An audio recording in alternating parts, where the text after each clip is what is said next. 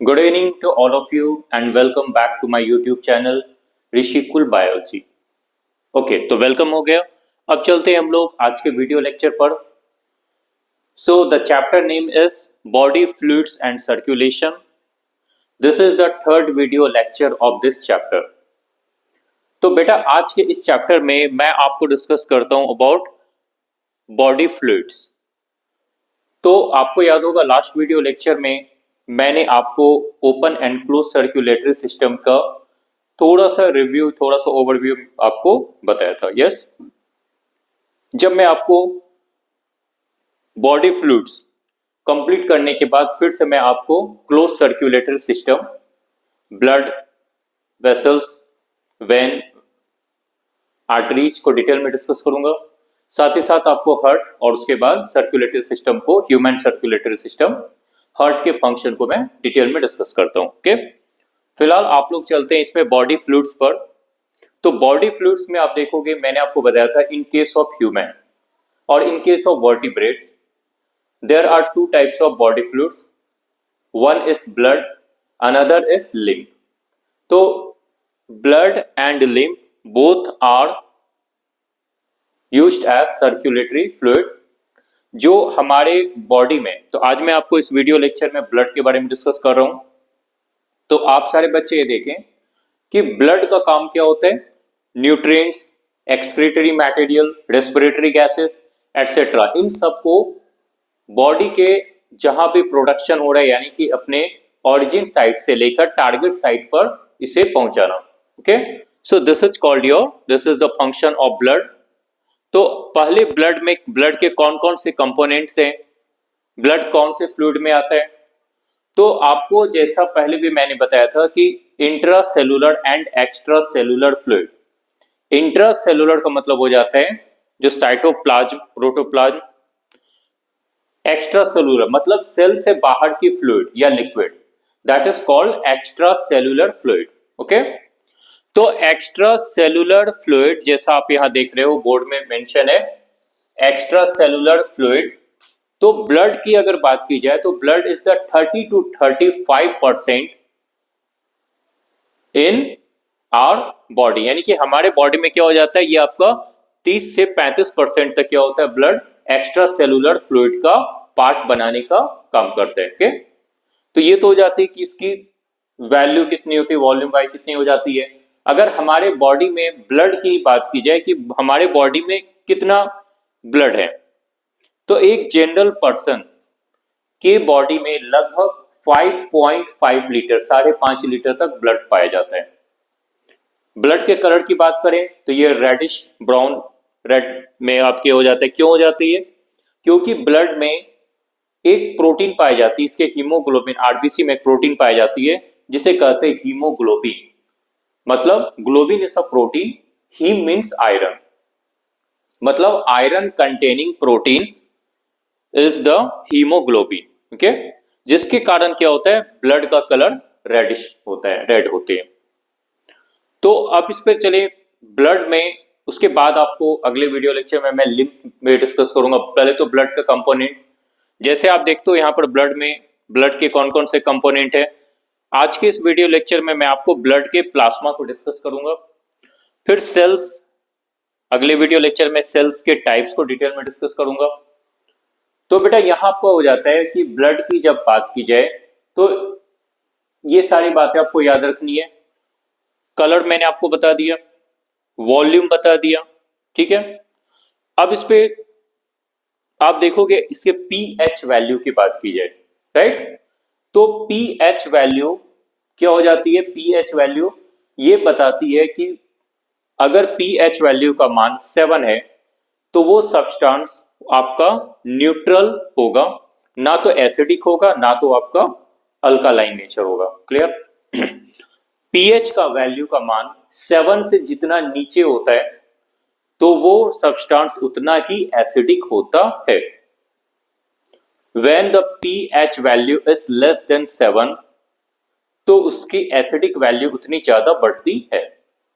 जब pH का value का मान कितना हो जाता है, pH value is more than 7, pH value क्या हो जाती है, जब 7 से ज्यादा होती है तो वो सब्सटेंस उतना ही अल्कालाइन यानी कि बेसिक नेचर का होता है। ये बिल्कुल बेसिक केमिस्ट्री की चीजें हैं जो आपको पता होनी चाहिए, आपको याद होनी चाहिए, राइट। तो अगर आप इसे देखें pH value of blood, this is 7.4।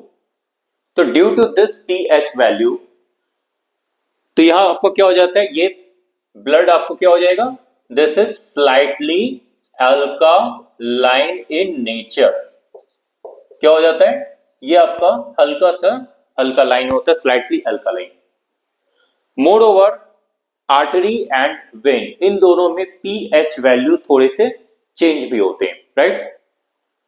When में पीएच वैल्यू क्या हो जाती है, वेन में पीएच की वैल्यू कंपैरेटिवली लो होती है, और आर्टरीज में पीएच की वैल्यू कंपैरेटिवली ज्यादा होती है। ऐसा क्यों, क्योंकि हमारे बॉडी में जो वेन होते हैं, वेन्स कैरी डीऑक्सीजनेटेड ब्लड, यानी वेन्स का काम क्या होता है, ये ब्लड कार्बन डाइऑक्साइड को ट्रांसपोर्ट करने का काम करते हैं। तो जब ये ट्रांसपोर्ट करेंगे कार्बन डाइऑक्साइड को, तो सीधी सी बात है, आप देखोगे कार्बन डाइऑक्साइड यानी इसलिए क्या हो जाता है, कार्बोनिक आयन HCO3 माइनस, ये आपके क्या हो जाती है, ये कार्बोनिक एसिड कंटेनिंग ब्लड आएगी, राइट। तो ये कार्बोनिक एसिड कंटेनिंग ब्लड है, जिसके कारण इसमें क्या हो जाता है, H+ आयन, इस पर कार्बोनिक एसिड के कारण इसकी पीएच वैल्यू कम हो जाती है, क्योंकि ब्लड में H+ आयन भी होते हैं, bicarbonate, carbonic acid dissociates into bicarbonate ion and H+ ion, ठीक है। तो इसके कारण क्या होता है, वेन्स कैरी इम्प्योर ब्लड, और veins carry carbon dioxide containing blood, deoxygenated blood. So due to CO2 containing or H carbonic acid, the pH value reduces significantly. pH value का मान कम हो जाता है, जिसके कारण ब्लड स्लाइटली एसिडिक हो जाते हैं, जबकि आर्टरीज में pH वैल्यू ज्यादा हो जाती है, मतलब ब्लड के स्लाइटली अल्कालाइन हो जाता है, ठीक है। तो ये slightly acidic, slightly alkaline, acidic तो नहीं आप कह सकते हो, pH वैल्यू कम हो जाती है, ठीक है। नॉर्मली पीएच कितनी हो जाती है ब्लड की, नॉर्मली पीएच हो जाती है 7.4, राइट। तो आप इसमें देखें कि ब्लड को किस टाइप के टिश्यू में रखा जाएगा। तो ब्लड आप देखते हो, blood is categorised into what kind, yes, blood is connective tissue, जैसे bone, cartilage, these are the types of connective tissues. Similarly इसमें क्या हो जाते हैं कि यहाँ ब्लड का भी काम क्या होता है, ये पूरे बॉडी में इस सारे ऑर्गन्स को, अलग अलग टिश्यूज को ये कनेक्ट करने का काम करता है, क्योंकि ब्लड के थ्रू ही आप देखोगे, चाहे वो रेस्पिरेटरी गैसेस हो जाए या क्या हो जाते हैं, चाहे रेस्पिरेटरी गैसेस हो या फिर यस न्यूट्रिएंट्स हो जाए, चाहे वेस्ट मटेरियल हो, चाहे हार्मोन्स हो, वो अपने ऑरिजिन साइट से, साइट ऑफ ऑरिजिन से टारगेट साइट की ओर मूव करने का काम करते हैं, इसलिए इसको कहा जाता है connective tissue. Since this connective tissue is mobile in nature, चूंकि ये कनेक्टिव टिश्यू मूवमेंट को शो करता है, इसलिए ब्लड को कहा जाता है आपका मोबाइल कनेक्टिव टिश्यू। क्या कहा जाता है इसे, मोबाइल कनेक्टिव टिश्यू। तो ये आप इसे ध्यान दें, this is the mobile connective tissue या वस्क्यूलर टिश्यू। वस्क्यूलर बंडल आपको, जैसे आप याद करो प्लांट फिजियोलॉजी बताते समय मैंने आपको बताया था vascular tissue, xylem and phloem. तो वस्क्यूलर वर्ड आपका किससे रिलेटेड है बच्चों, yes, vascular word is related with the transportation. जब भी ट्रांसपोर्टेशन की बात आती है तो हम लोग इस पे क्या करते हैं, हम लोग यहां पर वस्क्यूलर वर्ड को यूज करते हैं, ओके। तो vascular word is related with the transportation, are you clear for that.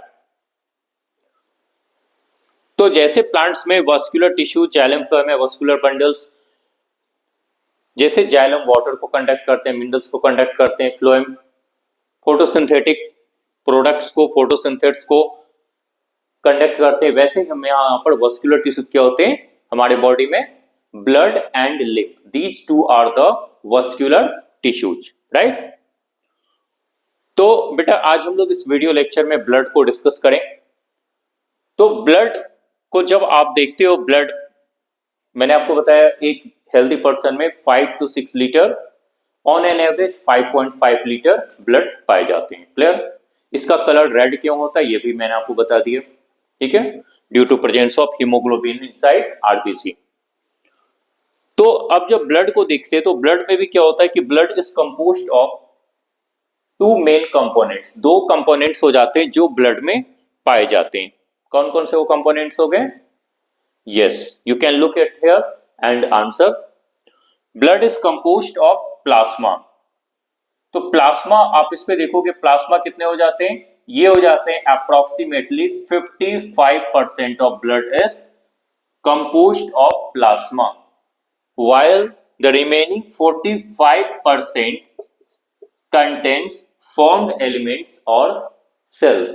Okay, remaining 45% आपके cells पाए जाते हैं, like RBC, red blood corpuscles. Okay, corpuscles क्यों कहा जाता है?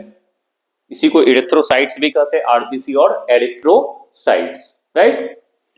ये मैं आपको जब सेल बताऊंगा आरबीसी मैं आपको डिटेल में बताऊंगा, उसके बारे में आपको तब मैं आपको बताऊंगा why these are called are red blood corpuscles. Okay, second is the WBC, white blood cells. मैंने यहां पर कॉर्पसल्स वर्ड यूज नहीं किया, I use the word cells, white blood cells. Clear? White blood cells और leucocytes. Third is the blood platelets, third is the blood platelets. ये third क्या हो जाते हैं आपके? ब्लड प्लेटलेट्स होते हैं। तीनों के बारे में अच्छे से आपको स्टडी करनी है। तो सबसे पहले हम लोग चलते हैं ब्लड प्लाज्मा की ओर। तो ब्लड प्लाज्मा, अब आपको कैसे बताऊं मैं ब्लड प्लाज्मा के? आप में से बहुत सारे बच्चों ने घर पर ब्लड टेस्ट करवाते समय देखा होगा, जब आपके घर में कोई पेरेंट, कोई पेशेंट होते हैं, पेशेंट को डॉक्टर कहते हैं ब्लड शुगर टेस्ट करो, या ब्लड टेस्ट में अलग अलग कंपोनेंट हो जाते हैं, कभी कभी सीरम टेस्ट लिखते हैं। तो बच्चों आपको यहाँ पर कुछ यूनिक पॉइंट्स जानने जरूरी हैं, like difference between blood plasma, difference between plasma and serum. Okay, तब आप सीरम टेस्ट, प्लाज्मा टेस्ट, ये सारे को अच्छे से समझ सकते हो। तो the first of all we must know what is blood and what is plasma. Simple से एक एक करके समझते हैं। आपने देखा होगा जब आप ब्लड सैंपल कोई लेते हैं, शुगर टेस्ट करवाते हैं, सिंपल से एग्जांपल। तो शुगर टेस्ट करवाते समय क्या हो जाता है कि जो ब्लड कलेक्ट किया जाता है इन द लेबोरेटरी, ओके, तो ये ब्लड सैंपल आप देखोगे सेंट्रीफ्यूगेशन मशीन में डाली जाती है। सेंट्रीफ्यूगेशन होते हैं, ठीक है, सेंट्रीफ्यूगेशन मशीन में। उसके बाद जो रेड पार्ट होता है वो बॉटम पर चला जाता है। आप इसको ऐसे समझो, ये सिंपल सी सेंट्रीफ्यूगल ट्यूब है।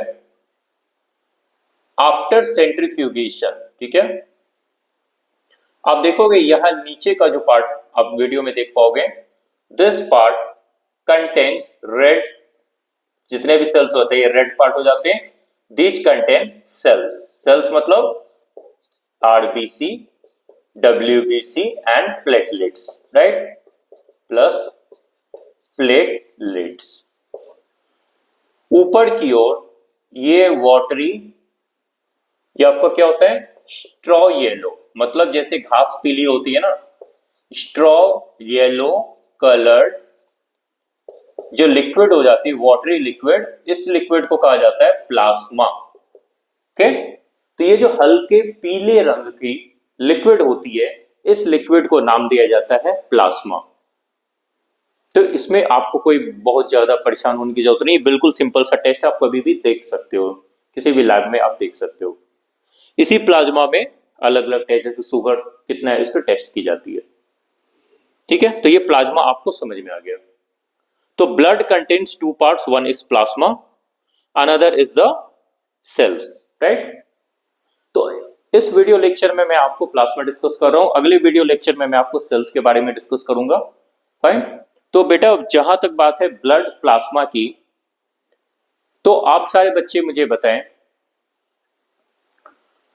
प्लाज्मा कितना परसेंट हो जाता है टोटल ब्लड का। अभी मैंने आपको बताया था, यस बिल्कुल सही कहा आपने, nearly 55% of the blood is the plasma.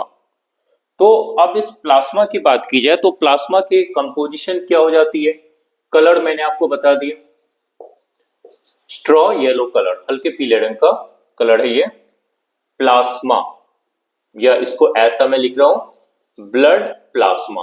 Okay, तो ब्लड प्लाज्मा में water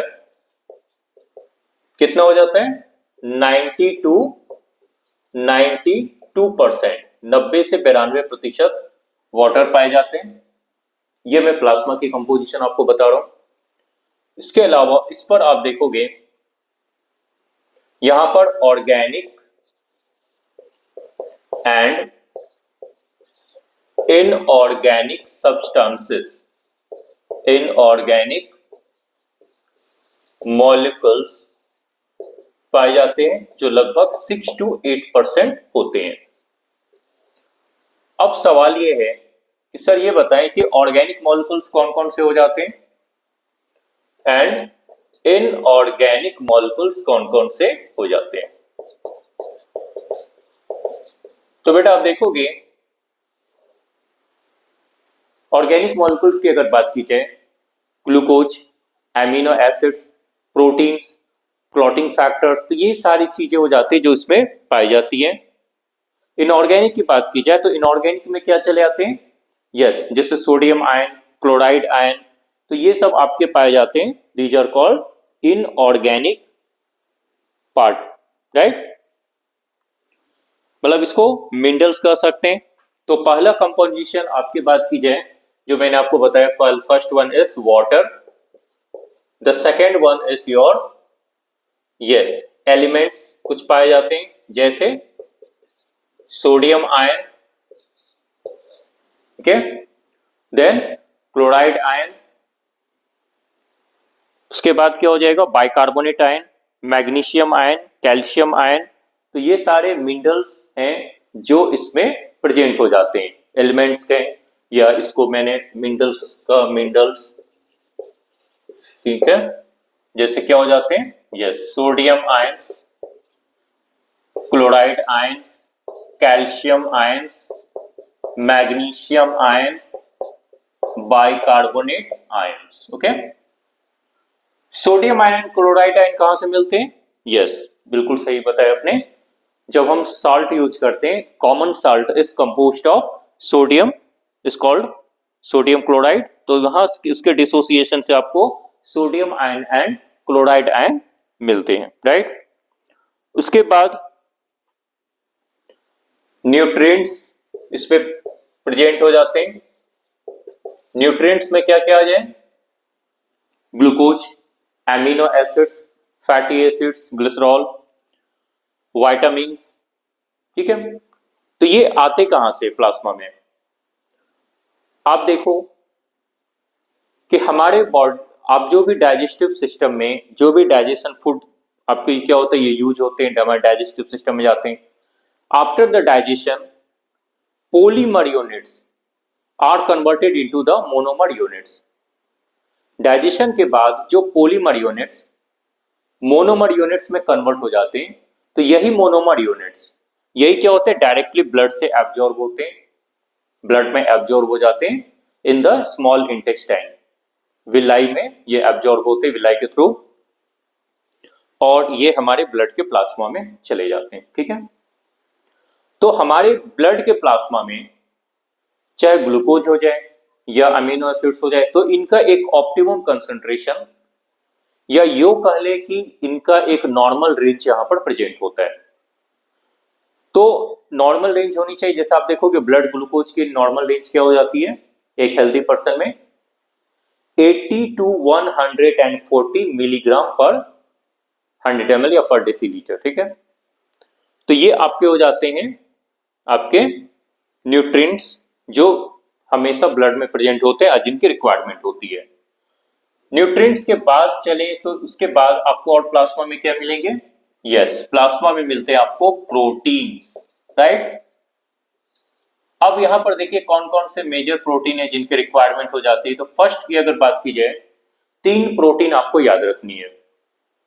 the first one is albumin, इनके रोल को भी मैं आपको डिस्कस करता हूं। Second one is fibrinogen, the third one is your, yes, 3 तरह के प्रोटीन हो जाते हैं। फाइब्रिनोजेन क्लोटिंग फैक्टर्स हैं, एल्बुमिन प्रोटीन्स, ग्लोबुलिन प्रोटीन्स, ठीक है। एल्बुमिन, ग्लोबुलिन एंड फाइब्रिनोजेन, ये 3 आपको याद रखने हैं। Globulin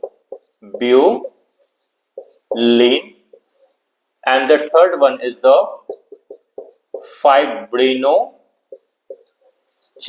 okay. अब इन तीनों प्रोटीन के बारे में आपको थोड़ा अच्छे से सुनना है, समझना है। ऑस्मोटिक बैलेंस, आई होप आप में से सारे बच्चे ऑस्मोसिस को केमिस्ट्री में आपने पढ़ा है।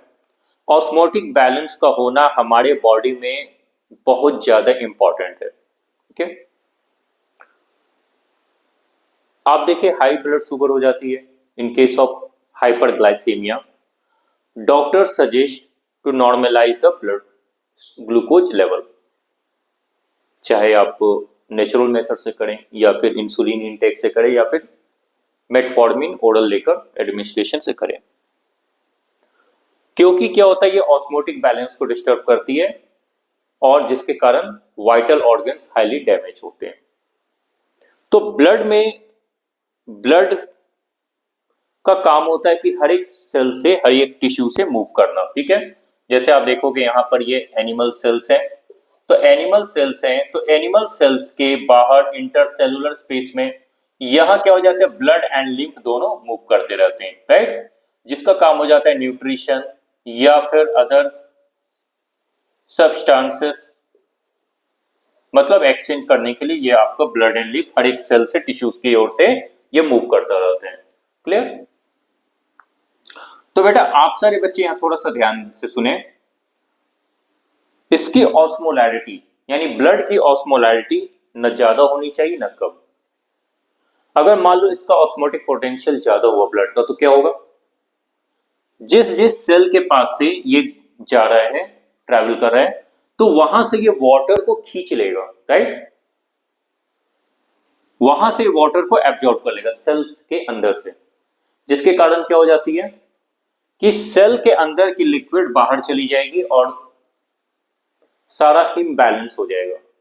इसलिए हमेशा ऑस्मोटिक बैलेंस बॉडी में मेंटेन रहना कंपलसरी है, राइट। तो ये काम कौन करते हैं, ब्लड में ऑस्मोटिक बैलेंस को मेंटेन रखने का काम कौन करते हैं, यस, प्रोटीन एल्बुमिन।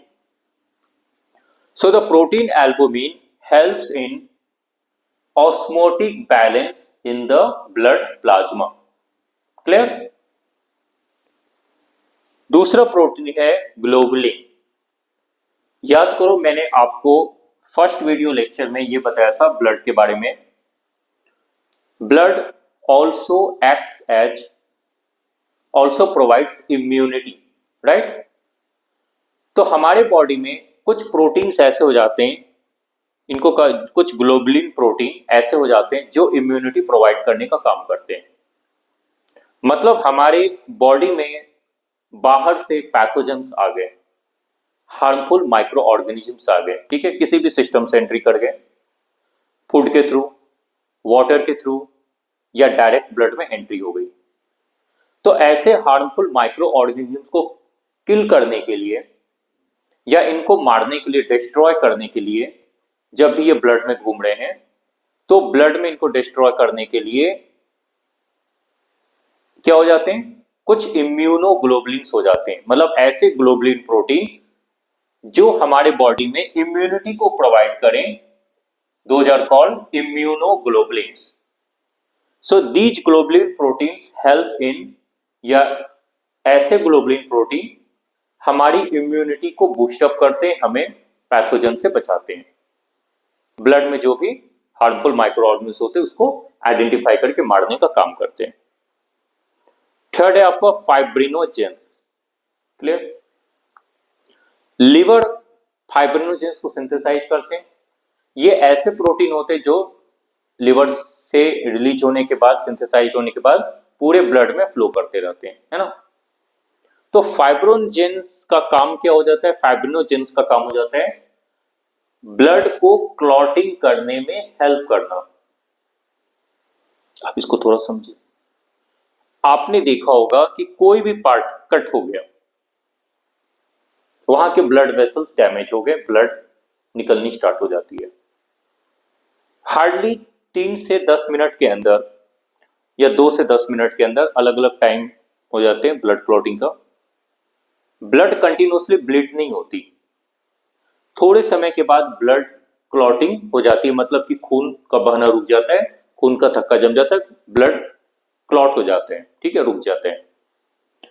क्योंकि क्या होता है कि इसमें कुछ क्लॉटिंग फैक्टर्स हो जाते हैं, जैसे प्रोथ्रोम्बिन, फाइब्रिन, थ्रोम्बोकाइनेज, ये सब हो जाते हैं, जिसमें आपका मेन है फाइब्रिनोजेंस। ये फाइब्रिनोजेंस क्या होता है? ये फाइब्रिन में कन्वर्ट हो जाते हैं और ब्लड क्लॉटिंग हो जाती है, ठीक है। तो इनके बारे में आगे भी हम लोग पढ़ेंगे, ब्लड क्लॉटिंग मैकेनिज्म। तो ये आपका किस में हेल्प करता है? ब्लड क्लॉटिंग में। Albumin helps in, the protein albumin helps in maintaining osmotic balance in the blood, in मतलब plasma. Globulin present in the plasma, blood plasma, provides immunity and acts as immunoglobulins, and the protein fibrinogens are synthesized by liver and helps in blood clotting. तो बेटा आपको ये 3 proteins के function आपको याद रखने हैं। क्लियर? अब आप में से कुछ बच्चे मुझसे ये भी पूछ सकते हैं कि सर जब फाइब्रिनोजेंस मूव करते हैं, ठीक है, तो ब्लड वेसल्स के अंदर क्लॉट क्यों नहीं कर जाए? मान लो ड्यू टू इंटरनल इंजुरी कहीं पर छोटी मोटी चोट हो गई, तो उसके कारण कहीं ब्लड क्लॉटिंग भी तो हो सकती है। तो क्या होता है बेटा, यहां पर एक पॉलीसैकेराइड पाई जाती है जिसका नाम होता है हेपेरिन, ठीक है। Heparin is a conjugate polysaccharide, heparin, जो क्या करते हैं? Which acts as anti coagulant, मतलब ये ब्लड को, ये क्या करता है? यस, एंटी कोगुलेट, मतलब ये ब्लड को ब्लड वेसल्स में जमने नहीं देता है, ब्लड क्लॉटिंग नहीं होने देता है, ठीक है। ये हेपेरिन क्या है? ये एक तरह का कॉम्प्लेक्स पॉलीसैकेराइड, ये आपका पॉलीसैकेराइड है। लेकिन जब भी ब्लड वेसल्स डैमेज होती है तो ब्लड क्लॉटिंग मैकेनिज्म स्टार्ट होती है। इट्स अ कैस्केड मैकेनिज्म, मतलब एक के बाद एक, एक के बाद एक, एक के बाद एक, ठीक है। तो इसके बारे में आगे हम लोग पढ़ेंगे, ब्लड क्लॉटिंग मैकेनिज्म। इतनी बातें हो गई कि ब्लड के डिफरेंट डिफरेंट कंपोनेंट्स और उनका क्या रोल हो जाते हैं, है ना। तो अब इस पे देखा जाए, मैंने आपको कहा था आपको यह बताना है कि sir some terminology are there, कुछ टर्मिनोलॉजी ऐसी हो जाती है जैसे प्लाज्मा सीरम, ओके। एक टर्मिनोलॉजी आपकी रहती है सीरम। प्लाज्मा एंड सीरम में क्या डिफरेंस है? कभी कभी आपने देखा है डॉक्टर्स सीरम टेस्ट करवाने को लिखते हैं, जैसे सीरम ट्राइग्लिसराइड लेवल, है ना, सीरम में पाए जाते हैं। तो आप सिंपल सा ये याद रखें, ब्लड माइनस सेल्स, पूरे ब्लड से यदि ब्लड सेल्स को हटा दिया जाए तो ये बन जाता है ब्लड प्लाज्मा। क्या बन जाता है? ब्लड प्लाज्मा, मतलब ब्लड से सेल्स रिमूव कर दिए जाए, दैट बिकम्स प्लाज्मा, ओके। अब इस प्लाज्मा से अगर क्लॉटिंग फैक्टर्स को रिमूव कर दिया जाए, जैसे फाइब्रिनोजेंस वगैरह हो गए, मतलब ऐसे फैक्टर्स जो ब्लड को जमने यानी कि क्लॉट करने में के लिए रिस्पॉन्सिबल हैं, इनको कहा जाता है क्लॉटिंग फैक्टर्स, जैसे फाइब्रिनोजेंस, थ्रोम्बिन, थ्रोम्बोकाइनेज, फाइब्रिन। तो इसे रिमूव कर दिया जाए तो ये बन जाती है सीरम। ठीक है, अब ये आपको समझ में आ गया कि प्लाज्मा और सीरम में क्या डिफरेंस है। ठीक है, तो एज अ होल जब आप ब्लड के रोल को देखते हो, तो पहली क्लास में ही मैंने आपको ब्लड के रोल को डिस्कस किया था। Transportation of nutrients, hormones, respiratory gases like oxygen and carbon dioxide.